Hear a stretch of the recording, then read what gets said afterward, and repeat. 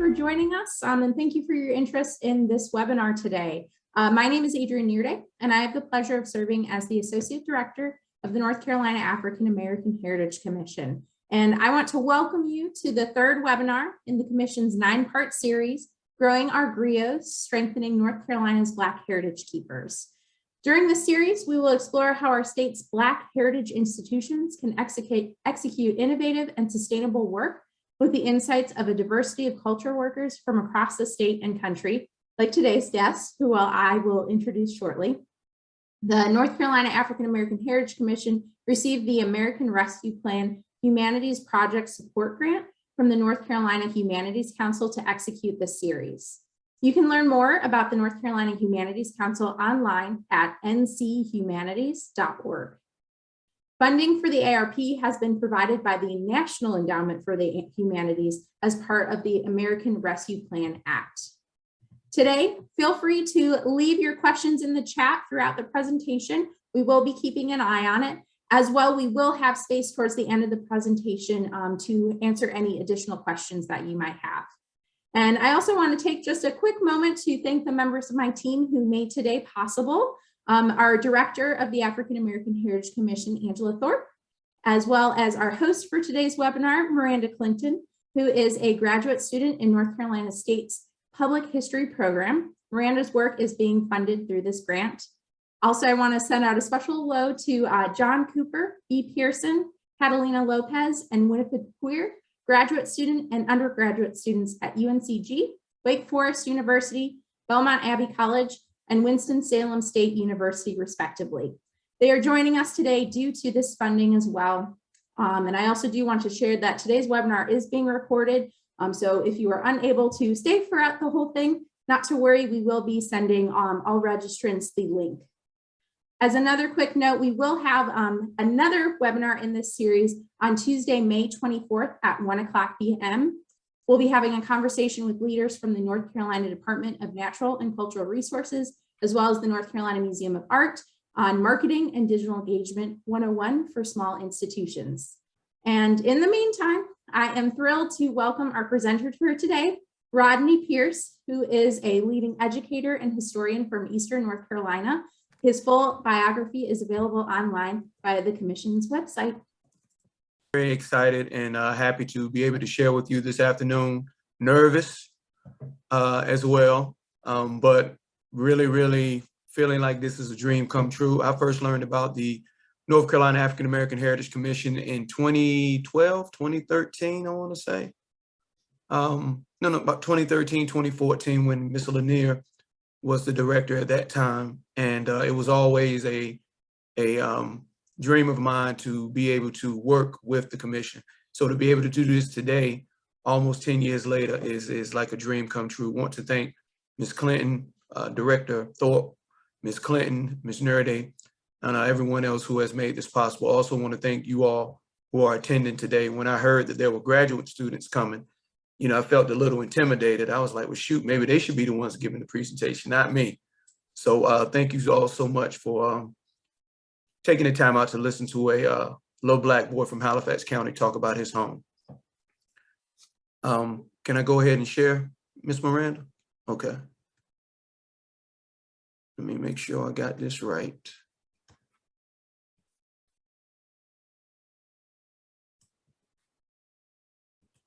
Okay, here we go.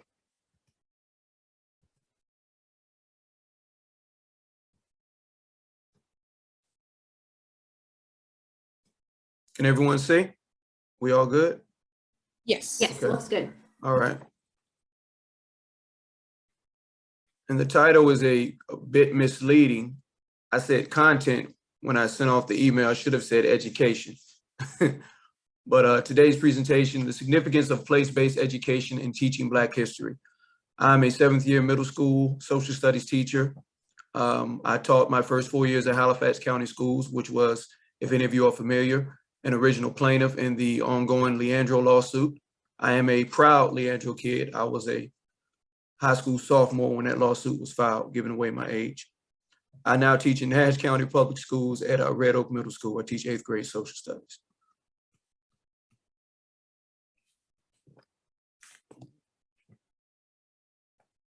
All right. I may have to do this a different way. May have to do it like this because it wasn't cooperating with me. Is it okay this way, everyone? Yep, we can see it just fine. Thank you. Okay. I apologize, but acting like it didn't want to cooperate with me. Okay, what is place-based education? As I was telling the ladies earlier, I was unable to put this video in the slide for whatever reason. So I'm going to play the video for you. It's about 3 minutes long. Can everyone see the video?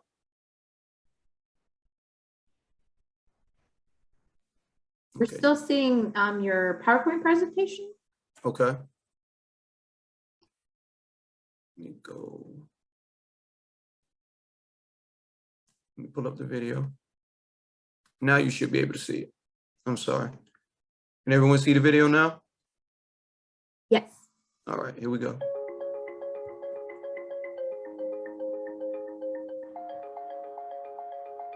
Place-based education has more than one definition. Here are several ways to describe it.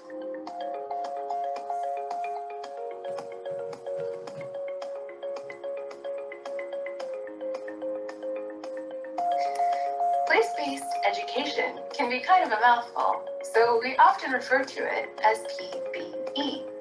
You may also see it represented as place-based stewardship education, or PBSE. Learning from interactions with family, community members, and exploration of the natural and human-made worlds is actually how we learned long before education was formalized. PBE shares techniques and strategies with environmental education, project-based learning, inquiry-based learning, sustainability education, and more.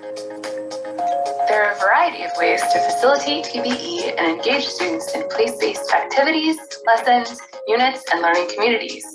PBE can happen in or outside of the classroom, be inspired by spontaneous interactions, or be part of remote learning. Michigan is a great place to learn more about PBE.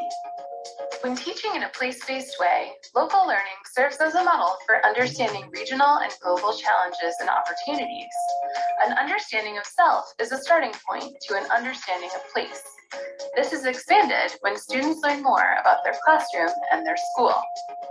As students progress developmentally, learning can move further out into the community and region. Eventually, students will be well equipped to connect what they have learned to a global context. Learning may move back and forth between different circles as it relates to curriculum and standards. What is important is that students understand their role in each of these different contexts. As you plan PBE experiences, use the CPR model to build a strong framework.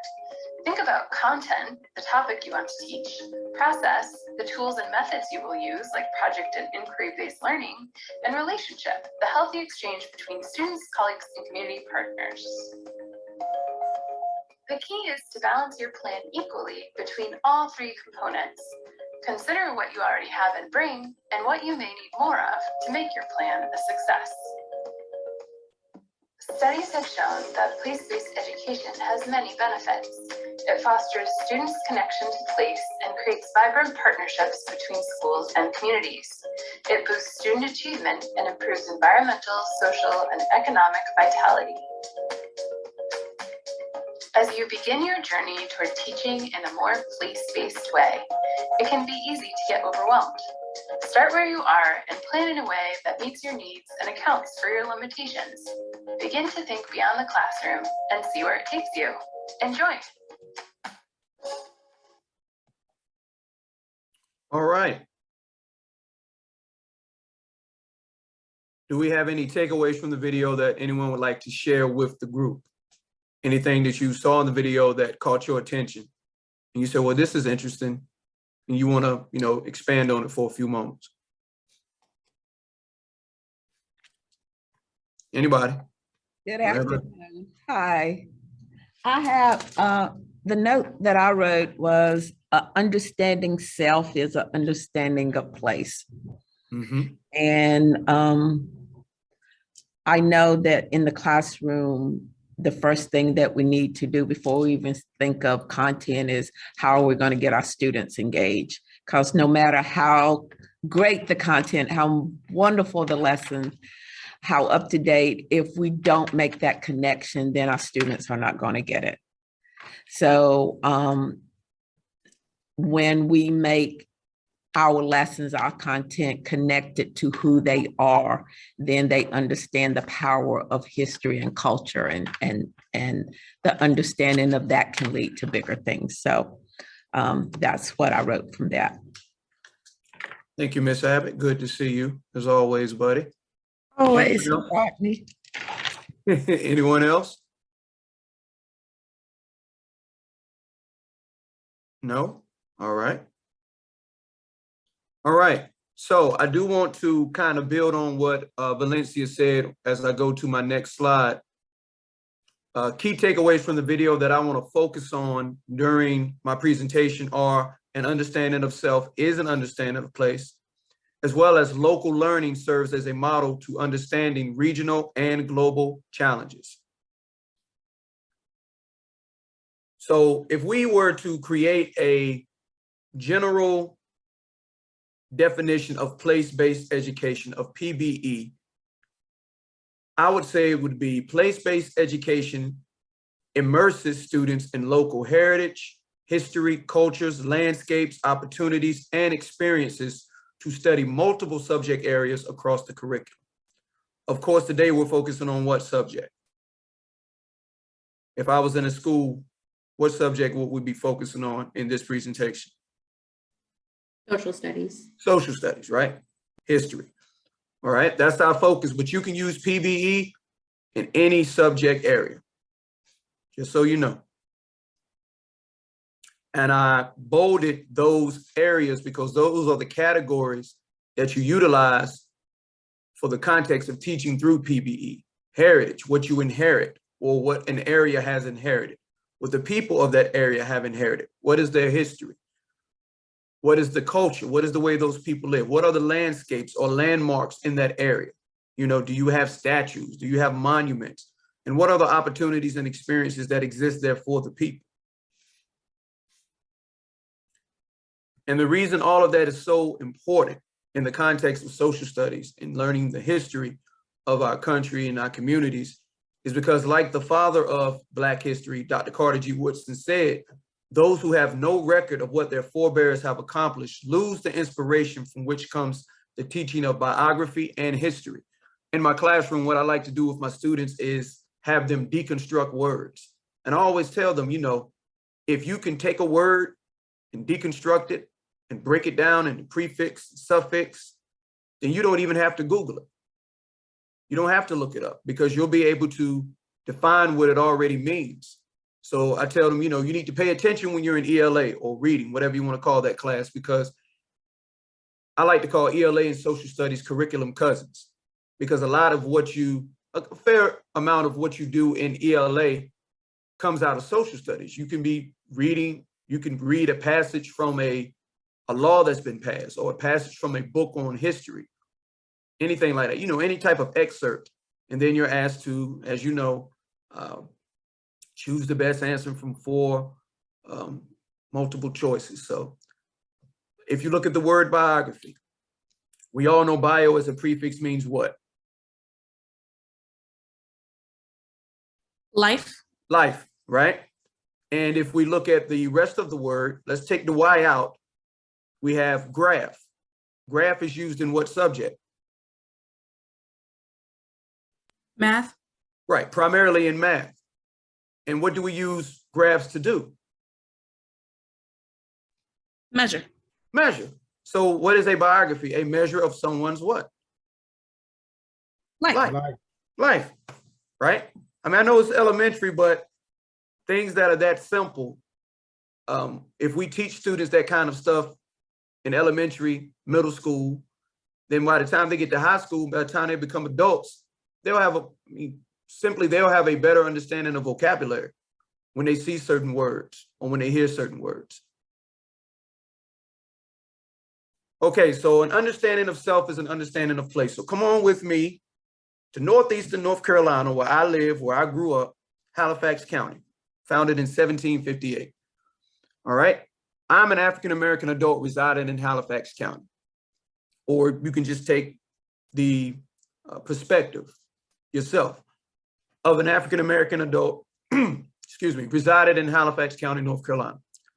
So in 1790, when the first US census was taken, Halifax had the highest enslaved population in the state and the second highest number of free Blacks or free people of color in the state. The number of enslaved was just over 6,700. The number of free Blacks was 443.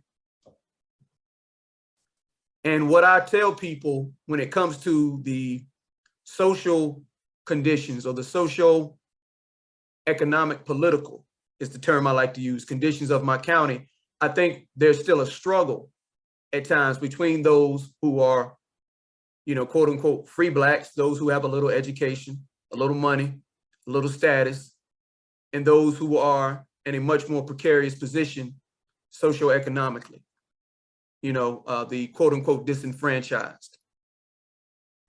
And I think that we still have that struggle, that class, that intra-racial or that intra-community class struggle going on. But in 1790, again, highest enslaved population in the state, second highest number of free Blacks or free people of color.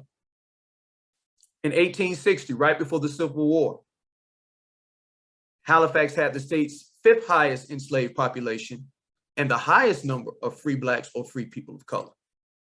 We had over 2,400 free people of color or free Blacks in Halifax County. We were beating the next county by like 800 or 900. And we had the fifth highest enslaved population.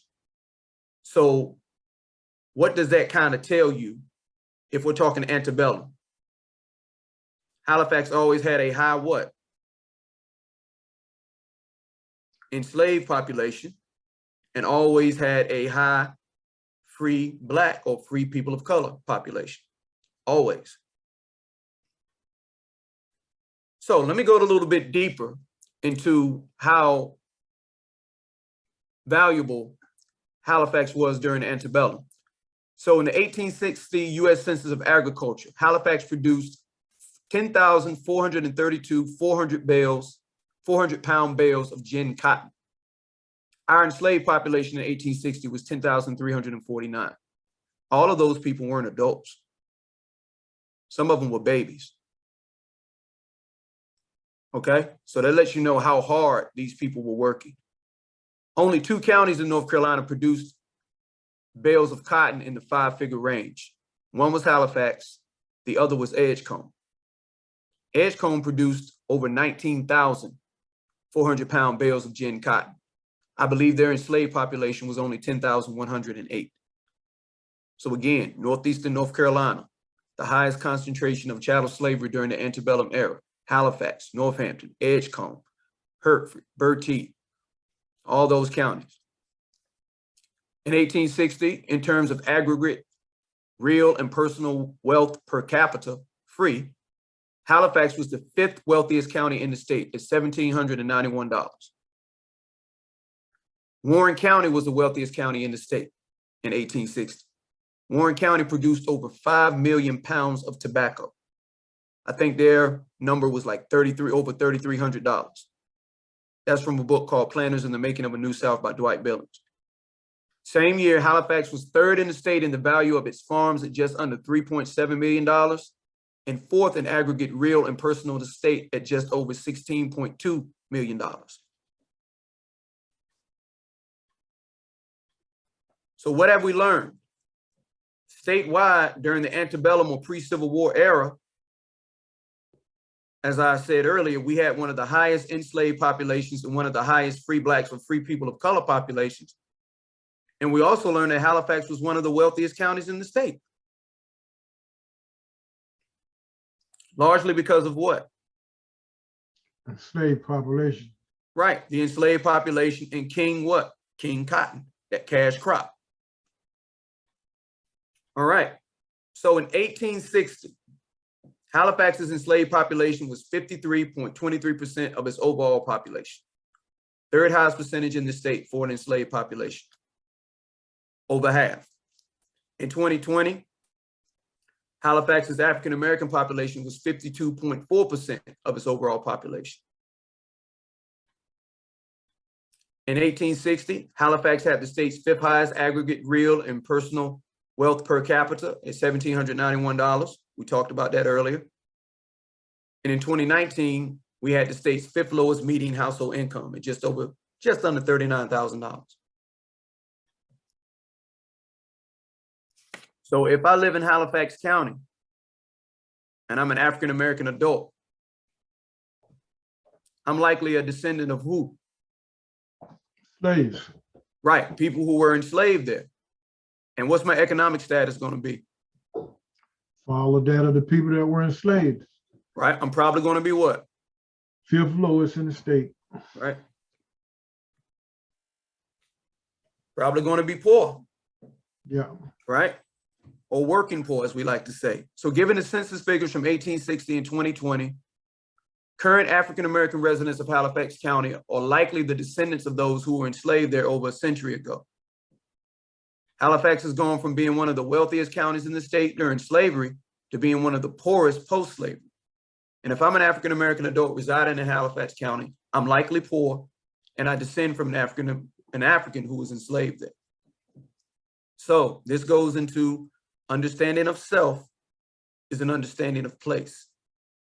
Identifying myself by my race, by my ethnicity, doesn't, determine what I'm going to be in life, but it may give me a better understanding of my plight from the outset. And this is something I unfortunately really didn't learn until I started doing the research myself in my 30s. I said, okay, this is why things are the way they are here.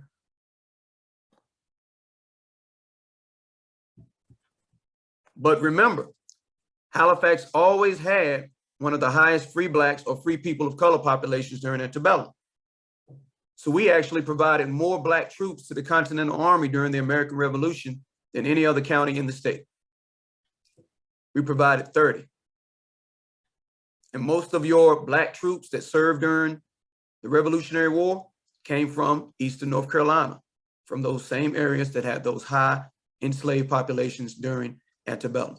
So if I am an African-American resident of Halifax County who is more likely to be a descendant of somebody who was enslaved there, there's a chance I might have an ancestor who served in the Continental Army, who was a quote unquote Black patriot.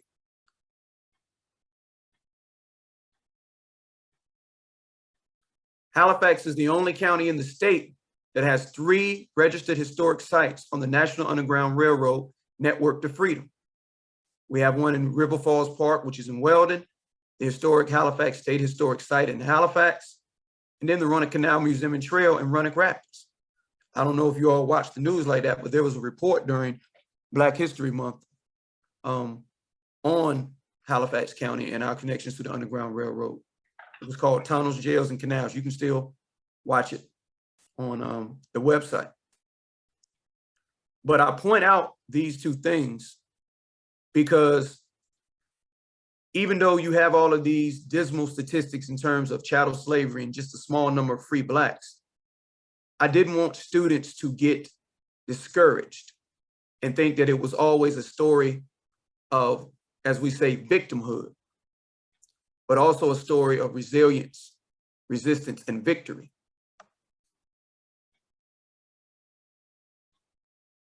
From the free Blacks or enslaved Blacks who served in the Continental Army to Halifax being a beacon, being a major player on the Underground Railroad. So again, that's understanding of self is an understanding of place. So when we go to the next key takeaway, local learning serves as a model to understanding regional and global challenges.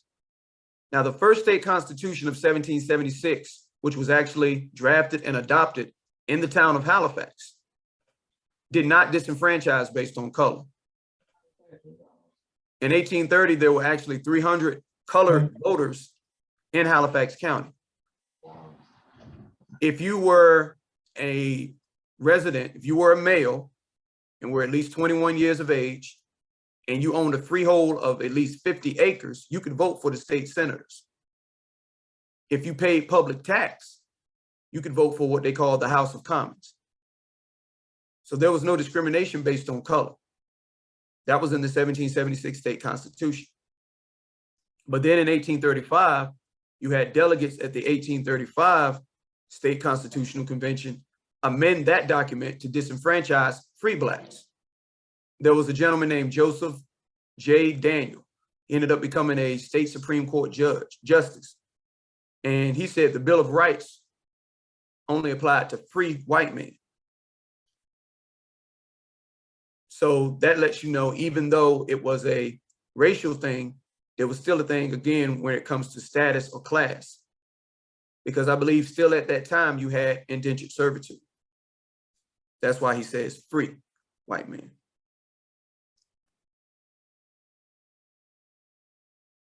And following the Civil War, as some of you know, Congress ordered states to draw up new state constitutions and adopt the 14th Amendment as conditions of readmission to the Union. So here in North Carolina, we love celebrating the 1868 State Constitutional Convention because this was the first time in the history of our state where black men, some of whom have been formerly enslaved, would have influence on crafting the document that would govern the state they live in. Two of those black men, Henry Epps and W.T.J. Hayes, former slaves, were from Halifax. 15 of the 120 delegates were black men. I believe they all were Republican, which was at that time, you know, the party of Lincoln. People like Abraham Galloway, James Walker Hood. This is also where in our states, in our state constitution's Declaration of Rights, we had it put in there that there will be a free school, a free system of public schools in our state, which is the basis for the Leandro ruling of a sound basic education. So as a Leandro kid, as a Leandro advocate, when you let a lawsuit fester for almost 30 years in your court system, and the basis of the lawsuit goes all the way back to Reconstruction, and is in the state's Declaration of Rights. North Carolina is the only state in the country that has the right to an education in its state constitution's Declaration of Rights. When you do that, whether you're a legislature, whether you're a judicial system, whether you're in the governor's mansion, you're denying, in my opinion, you are denying the most vulnerable residents of the state, our children, their civil rights. You're denying that to them. And as an African-American historian, I can't help but think of what W.E.B. Du Bois always said. You know, you have the carpetbagger, scallywag, and black governments of the South to thank for your free system of public schools. Because, you know, you had these black men coming out of slavery and they understood, you know, not only do we need land so we can sustain ourselves, but we need education. We need to be literate. And then later on, a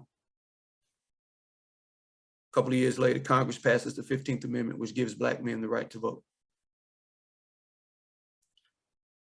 So North Carolina amends its state constitution in 1875 to deprive felons from voting. It wages a violent statewide white supremacy campaign in 1898, and it amends the Constitution again in 1900 by adding a literacy test requirement. Each measure effectively disenfranchises black voters. And these are black men because black women pretty much don't have the right to vote. If any women, you know, have the right to vote at this time. And 4 black men have been elected to 7 terms from 1874 to 1898, who were representing what's called the historic Black 2nd Congressional District.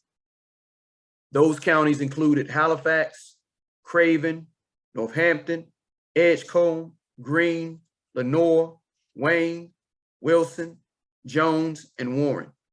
All but 2 of those 10 counties had black majorities. And the only 2 counties that didn't have black majorities were Wayne and Wilson County. James Edward O'Hara from Enfield, which is in Halifax County, the oldest town in Halifax County. Henry Cheatham from Littleton, which, depending on what you think, is in Halifax or Warren County or both. John Adams Hyman from Warren County, and George Henry Wright from Edgecombe County, from Tarboro.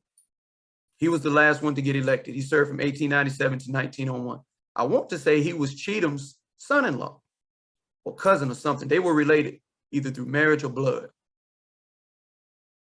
But if you know anything about that statewide white supremacy campaign, what went on during that? That's where we had the what?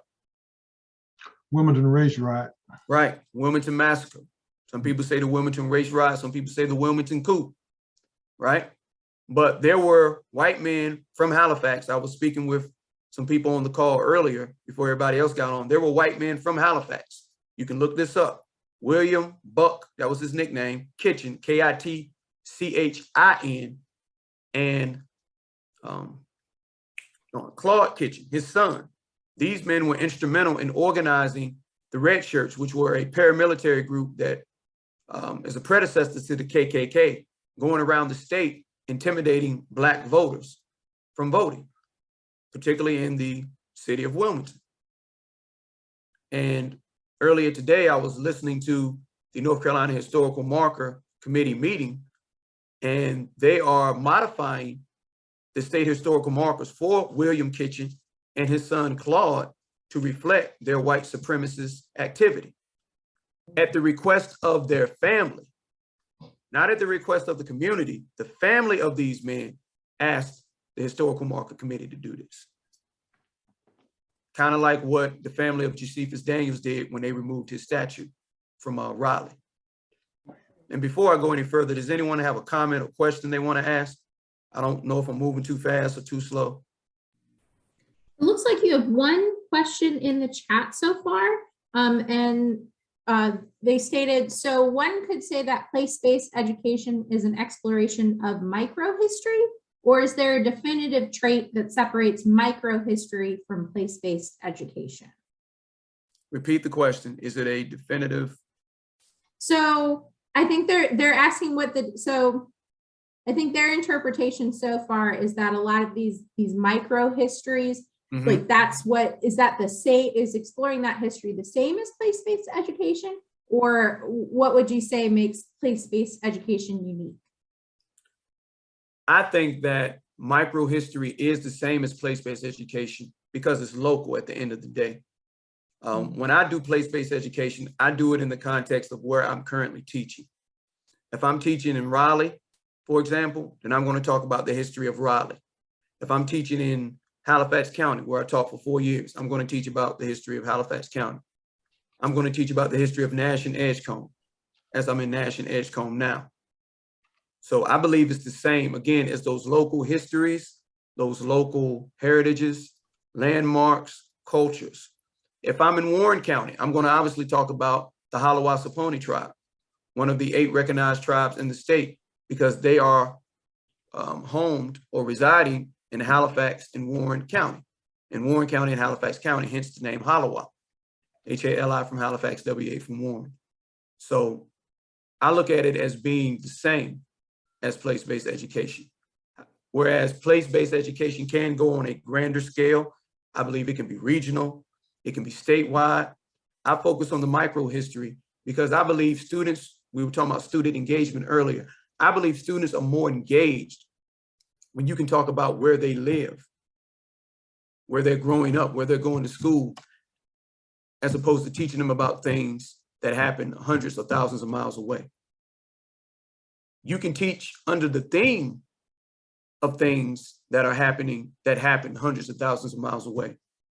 But at the same time, I think it has a greater effect and it engages them more if you can show them the local connection to it. For example, when I taught about the Revolutionary War earlier this year in class, I was able to get petitions for, I can't think of the word, Lord have mercy. I was able to retrieve petitions for compensation for Black veterans who had fought during the Revolutionary War. And these men were residing in Nash and Edgecombe County. And I was able to show that to my students to show them, hey, there were African-American men, there were indigenous men here where you're located that fought in this war who petitioned their state government to be compensated for their service. So I think it's both, but I just think the micro history has a greater effect on the student. And it can make the instructor a better teacher because you have to dig a little deeper. to find those local connections, you know, and it opens up a world of oral histories, of documentaries that may be out there that you don't know of, that might be on a VHS cassette, you know, but still captures the local history during a certain theme in the context of American history or North Carolina history. I hope that answers the question. Thank you for that, Mr. Pierce. So it looks like it might have brought up 2 more questions. Oh boy. We can hold those for the end. It depends on what feels most comfortable. Can we go a little bit more?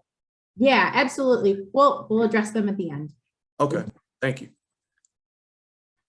So when the Voting Rights Act was passed in 1965, it stated that all counties found guilty of voter discrimination could not apply for relief from federal literacy imperatives for 5 years. My county was the only county in the state that couldn't apply for this relief. The only one. Why? Because prior to passage of the Voting Rights Act, there had been a successful federal lawsuit based on voting rights out of Halifax County that ended up stopping discriminatory registration tactics against Black voters. What they would do is they would delay and drag out the registration of a Black voter to get them disenchanted, discouraged, and make them just throw their hands up, you know, get frustrated and walk off. Or they would set like the little 5-minute limit to get you registered to vote. And it would take forever to do the Black voter, and then would tell you, you know, well, go ahead and move on because your time is up. Even with that federal injunction, the case was called Austin v. Butts. Still in November of 1964, Blacks were only 19.7% of Halifax's registered voters. And at the time, they made up 52.4% of the general population. And then you had 2 more successful federal lawsuits that were filed in 1983, Johnson versus Halifax County, and 1991, NAACP versus Roanoke Rapids, that changed the at-large method of electing Halifax County commissioners and city council members for the city of Roanoke Rapids. So if you look at the theme, the key takeaway of local learning serving as a model to understanding regional and global challenges, what is the what is the challenge that we're talking about?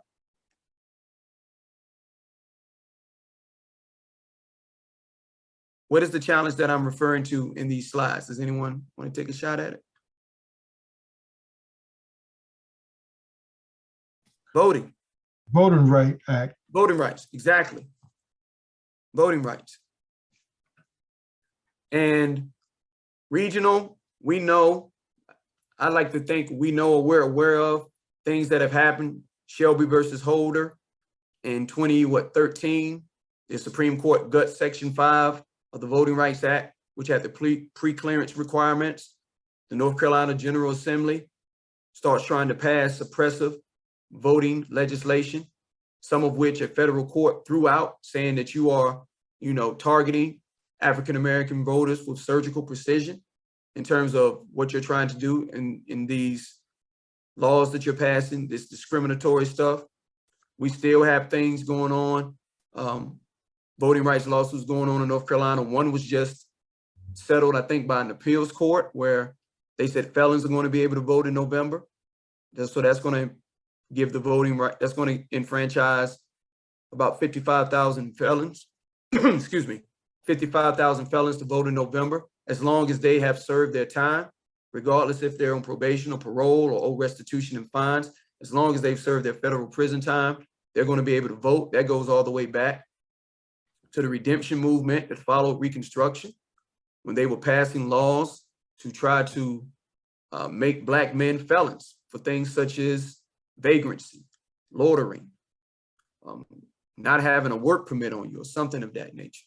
So anything they could think of to file criminal charges against you, get you back into the system and lease you out to private companies through that system of convict leasing.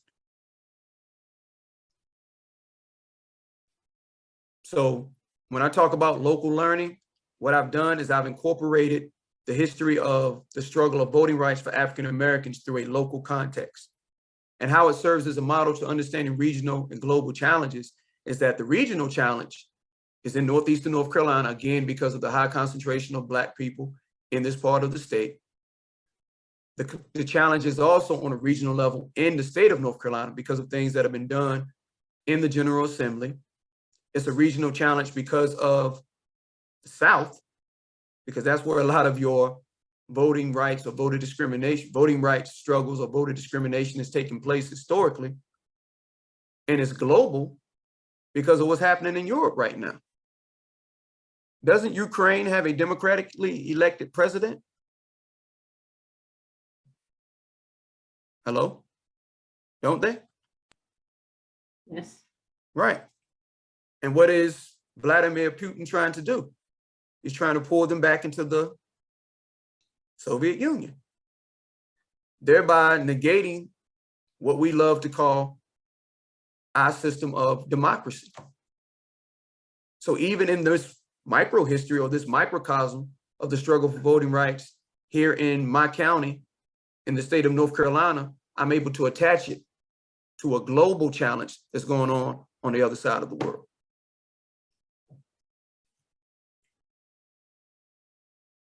And how does learning this history help students, Mr. Pierce? I know that's probably what y'all saying. All right, well, how does it help students? Well, there have been a lot of studies that have been done that talks about how learning Black history in general, and then when you go deeper, as I'm saying, and you bring that place-based education into it, it makes it even more effective. Students are more engaged in school after taking classes that frankly discuss racism and bigotry. That's what a handful of recent studies have found. An ethics studies course developed by the San Francisco School District increased participating 9th grade students' attendance, course completion rates, and grades. It also pushed students to explore their individual identity, their family history, and their community history. An Oakland class for Black boys decreased their chances of dropping out. This class focused on Black history and culture and how to challenge negative stereotypes about Black males. And then a history lesson in Chicago area schools on Black and Hispanic contributions to history, namely Cesar Chavez and the United Farm Workers, who drew inspiration from Reverend Dr. Martin Luther King Jr. and the Southern Christian Leadership Conference. That led to Black and Latino students saying they were more likely to vote or join a protest. And that comes from an article in Chalkbeat.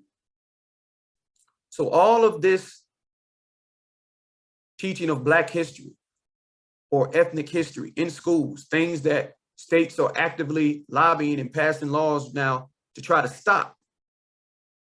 There are multiple benefits to it, particularly for students of color. And these studies right here show how they help. So imagine you taking that and going even deeper and bringing it into the actual community that your students are living in and going to school in, and you teach them the history of the people of color of those respective communities. Imagine how much more effective and powerful it could be for them. There are 4 things I think this does.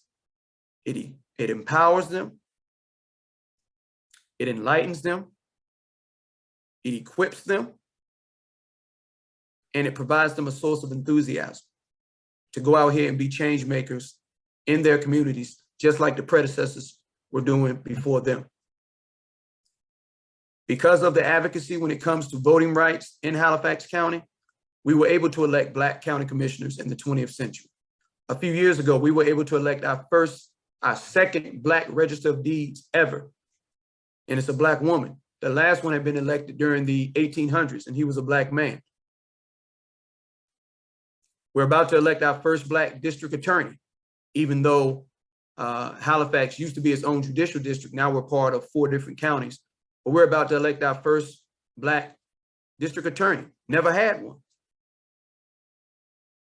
Even with those strides and those gains, we still have never elected a Black clerk of court, clerk of superior court. We've never elected a Black sheriff. We've elected Black judges, but never elected a Black clerk of superior court, never elected a Black sheriff. We have some good candidates in this primary coming up on Tuesday.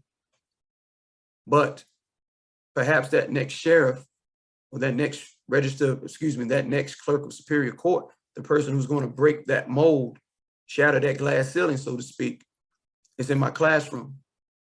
And by engaging them in this type of instruction, in this type of coursework, I empower them to go out here and be that person that makes a difference. And that is the conclusion of my presentation, ladies and gentlemen. Thank you for your time. Here are my handles or my profiles on the different social media apps that you can find me on. And my personal email, rodneypierce1@gmail.com. And later today, it is not too late to register. I will be on a panel discussion for Carolina Public Humanities or Carolina K-12 at 5:30. Keeping your seat to take a stand, Sarah Keys Evans in the fight against Jim Crow transportation. Sarah Keys Evans is still alive. She's not from Halifax County. She's from what we call Little Washington, but she was arrested in Halifax County in the city of Roanoke Rapids in 1952 in her military uniform for not giving up her seat to a white Marine on a Carolina coach company, what we would have called Carolina Trailways bus.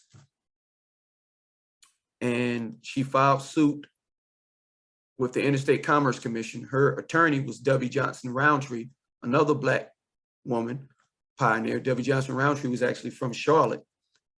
And they won their case. It was filed in 1952. It wasn't decided until 1955, a week before Rosa Parks did what she did. But a lot of people don't know about Sarah Keys Evans, so we're trying to change that.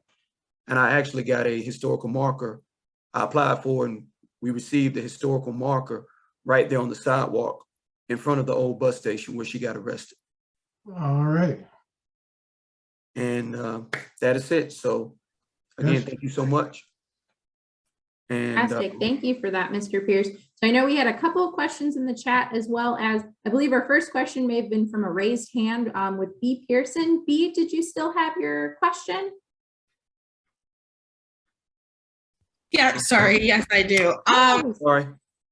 I was just wondering, I think, first of all, thank you so much. This was a great lecture. And I guess I was thinking about this as a teaching model outside of places with such clear, like, geographical history, especially since one of the things that affects Black students the most is like, well, colonization in general, because of land theft. A lot of people don't know like where their communities are rooted. And so I was just wondering how you would adjust this place-based teaching content for communities that may like really suffer from that kind of like divorce from actual physical land, and how you can still talk about this as a way to get students inspired, like in the face of that. I would research Black land ownership rates in that community, if I understand your question correctly. I would see if any people in that community were parties to the Pickford lawsuit against the, USDA, Department of Agriculture. I would also look at the history in that community. There were only 13 of them. Again, Halifax was one of them. But when it comes to the New Deal, what programs through the New Deal benefited African Americans or anyone in that community? One of the programs was, resettlement and giving Black residents of certain counties land to farm so that they could become self-sufficient. So I would look at it through that vernacular. And I would also, there's something, I guess this is cultural. One of the things that I tell my students when we talk about land ownership and things of that nature is I say, you got your boys out there saying we run the block or we own the block. This is our block. This is our turf. I said, but ain't nobody's name on a deed. Nobody's name is on a deed. And while you're up here talking about what you run or what you own, when those men with those badges and those guns and those cars with those sirens come around, I bet you move. I bet you leave if they tell you to leave unless you want to go to jail. And I said, what's really gangster is when I can do like John Malone, who I believe owns the Stars Channel, or Ted Turner, and I own land in different countries. You talk about you own a block or you run a block. Boy, I own land in a different country. I got millions of acres globally. So holler at me when you get on that level. That's just me. That's just me speaking just speaking slang and just being real with them. So that's how I would try to speak on it or teach that from that point of view. And then I would talk to the local, if there are any local historical societies, particularly if there are any local African-American historical societies. They could probably give you a leeway into any history of Black land loss in terms of ownership. Absolutely. Now We did have a question from Bernard George asking, what is the difference between place-based education and CRT?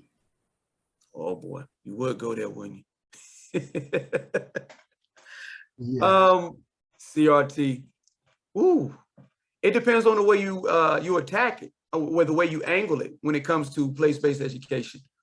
Because I really think it's a matter of perspective, Mr. George, because I'm looking at this history of racism, of bigotry, of discrimination, and the resiliency and the fighting against it as a tool of empowerment.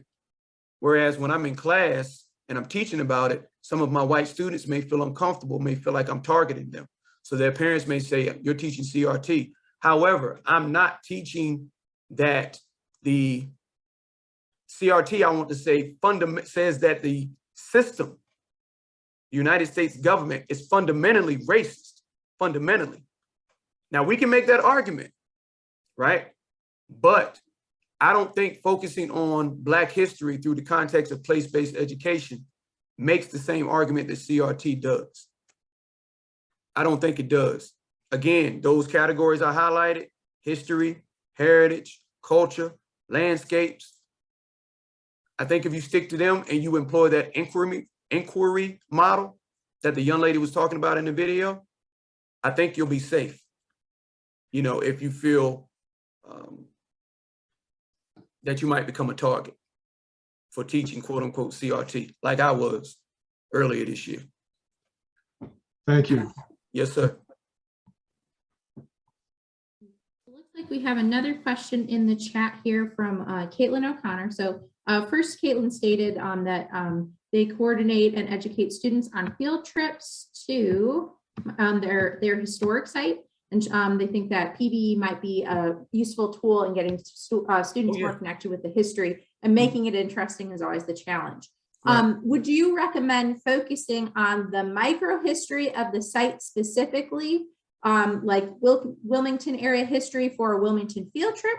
Or could it be more engaging to try to be able to pull stories of soldiers and enslaved people who came from the home country county of the school that would be visiting Wilmington? Do both. Don't limit yourself. Do both. Do both, because by doing both, you may find a connection between both. You know, you may find that connection between both. So don't limit yourself. If I take a group of students, again, this is the Halifax in me. If I take a group of students to a state historic site, other than historic Halifax, for example, if we go to the North Carolina Museum of History, right? We go in there and we walk through that wing that has the Klan mask. You know, they have that Ku Klux Klan mask from, it's either from the Redemption area or from Reconstruction. I'm going to start talking about the history of the Klan in North Carolina. You know, I think his name was Robert Jones, the Grand Dragon of the Klan back in the 60s, when North Carolina was like one of the leading states, and the FBI started using informants to penetrate the Klan and try to destroy it. I'm going to talk about that, but then I'm going to bring it home to Halifax. And I'm going to say, hey, in Halifax, we had two Claverns. We had one in Runnock Rapids, and we had a busier one in Enfield. And the one in Enfield used to ride through Black neighborhoods in their robes with shotguns hanging out the doors.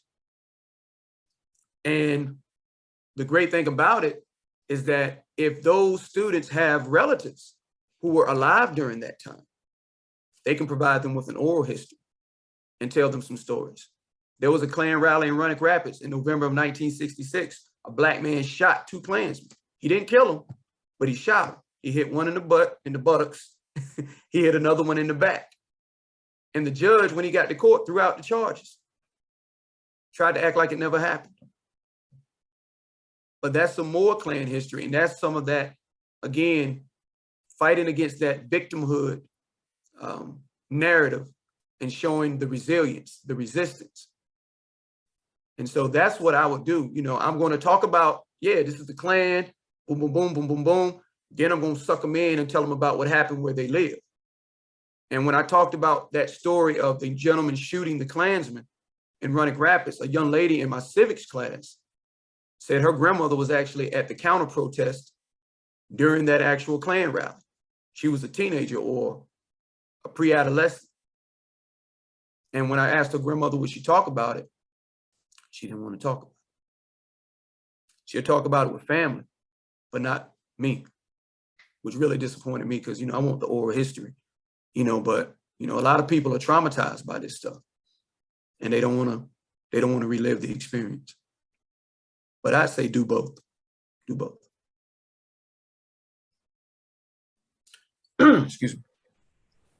Absolutely. Well, it looks like we have just a couple minutes left here. If anybody else has any questions, feel free to raise your virtual hand or leave it in the chat.